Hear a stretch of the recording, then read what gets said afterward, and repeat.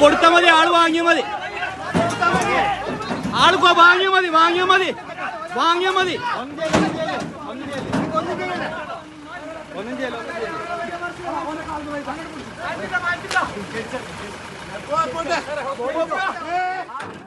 കരുവാരകുണ്ട് സ്വപ്നക്കുണ്ടിൽ കുളിക്കാനെത്തിയ യുവാവ് ഒഴുക്കിൽപ്പെട്ട് മരിച്ചു.